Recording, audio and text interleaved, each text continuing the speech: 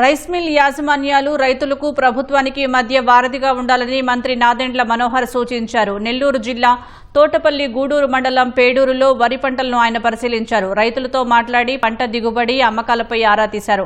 ఖరీఫ్ సీజన్లో ఇప్పటికే 14,700 మంది రైతులు వాట్సాప్ ద్వారా ధాన్యాన్ని విక్రయించినట్లు మంత్రి వెల్లడించారు. మంత్రి నాదెండ్ల మనోహర్ కు ఎమ్మెల్యే సోమిరెడ్డి చంద్రమోహన్ రెడ్డి వినతిపత్రం ఇచ్చారు. మిల్లర్లు, దళారుల ఆగడాలకు అడ్డుకట్ట వేయకపోతే అన్నదాతలు మరింత నష్టపోతారని చెప్పారు.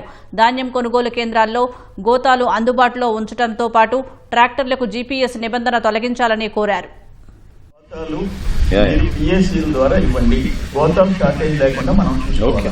నెంబర్ 2, ట్రాక్టర్లకి వాళ్ళు చెప్పినట్టు ఆ జీపీఎస్ అది తీసేసి మీడియేటర్స్ మన దగ్గర కొనుక్కొని అక్కడికి ఎంఎస్పీకి అమ్మేస్తున్నారు. లాస్ట్ క్రాప్ లో 24 అవర్స్ వేశారు. ఇప్పుడు 2-3 గంటల్లో డబ్బులు పడుతున్నాయి. 860 కేజీలు 20 కేజీలు ఎక్స్ట్రా తీసుకోమనంటే 880, అట్లీస్ట్ 900 బార్డర్ పెట్టి ఆ తర్వాత ఎవరు చట్టానికి వ్యతిరేకంగా చేస్తారు యాక్షన్ తీసుకోండి. చట్ట ప్రకారం 960 తీసుకునేది అది చట్టబద్ధం చేసేస్తున్నారు. ఎక్కడో దగ్గర ఫుల్ స్టాప్ పడిపోతే రైతులు నష్టపడే పరిస్థితి.